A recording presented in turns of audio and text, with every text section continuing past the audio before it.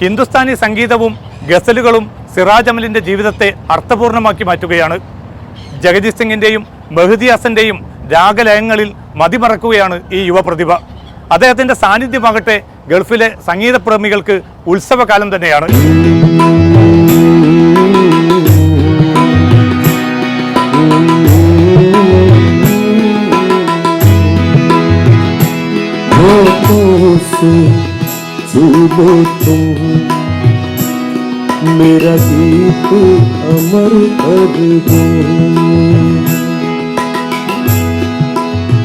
ഇത് സിറാജ് അമൽ, ഗസലിനെ പുണർന്ന മലയാളി.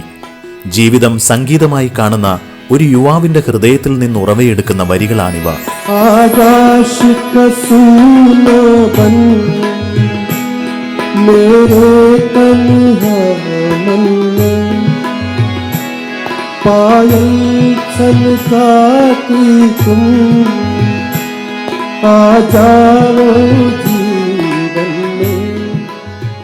ഹിന്ദുസ്ഥാനി സംഗീതത്തിന്റെ ബാലപാഠങ്ങൾ അഭ്യസിച്ചത് സ്വന്തം ജീവിതത്തിലൂടെ തന്നെയായിരുന്നു. ഗസൽ ട്രൂപ്പുകളുടെ കൂടെ അലഞ്ഞു തിരിഞ്ഞതും മുഴുസമയവും ഗസലിന് പിന്നാലെ കൂടിയതും സംഗീതത്തോടുള്ള പ്രണയം ഒന്നുകൊണ്ട് മാത്രമായിരുന്നു. മൺമറഞ്ഞ ഗസൽ ഗായകനായിരുന്ന ഹുസൈൻ വിളിയത്തിന്റെ കൂടെയായിരുന്നു ദീർഘനാൾ സിറാജ് അമലിന്റെ ജീവിതം. അദ്ദേഹത്തിൽ നിന്നായിരുന്നു ഹാർമോണിയം വായിക്കാൻ പഠിച്ചതും. നാട്ടിലെ മെഹ്ദി ആവാസ് എന്ന ഗസൽ ട്രൂപ്പിന്റെ പശ്ചാത്തലത്തിൽ സ്വന്തമായി പലതും അഭ്യസിച്ചു. പിന്നീട് ആത്മവിശ്വാസം കൈവരിച്ച് ഗസൽ ചക്രവർത്തിമാരെ മനസ്സിൽ ധ്യാനിച്ച് സ്വയം ആലപിക്കാൻ തുടങ്ങി.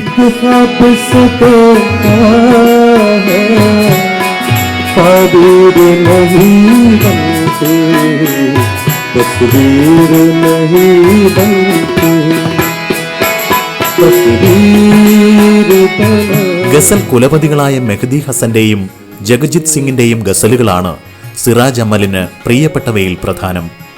മെഹ്ദി ഹസന്റെ വരികളിലൂടെ സഞ്ചരിക്കുമ്പോൾ ഇദ്ദേഹത്തിന് സ്വയം മറന്നു പാടുന്ന നിമിഷങ്ങളാണ്.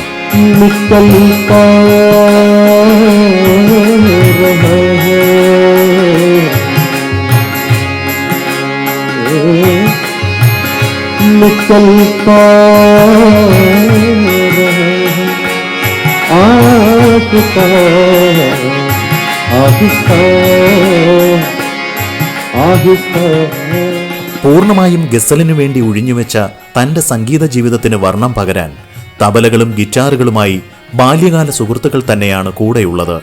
ഗിറ്റാറിസ്റ്റ് രാജേഷും തബലിസ്റ്റ് ഷമീറും അമീനും ഹാർമോണിസ്റ്റ് ഷമീറുമൊക്കെ സിറാജ് അമലിനോടൊപ്പം സംഗീത ലഹരിയിലാണ്. കേരളത്തിനകത്തും പുറത്തുമായി 2000-ലധികം വേദികളെ സംഗീത സാന്ദ്രമാക്കിയ ഈ കലാകാരൻ പക്ഷേ മുഖ്യധാരയിലേക്ക് വേണ്ട വിധത്തിൽ പരിഗണിക്കപ്പെട്ടിട്ടില്ല.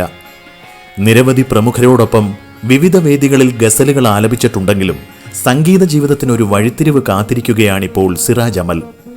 ഗൾഫിൽ വിവിധ സംഘടനകളുടെ പരിപാടികളിൽ പങ്കെടുക്കാൻ സിറാജ് എത്താറുണ്ട്. പ്രവാസ ലോകത്തെ ഗസലിനെ പ്രണയിക്കുന്ന ഒരു കൂട്ടം പേർക്ക് മുന്നിൽ അവതരിപ്പിച്ച ഈ ഗസൽ സന്ധ്യ അർഹിക്കുന്ന പരിഗണന ലഭിക്കാതെ പോയ ഒരു കലാകാരന്റെ പാടവത്തെയാണ് അടയാളപ്പെടുത്തുന്നതും.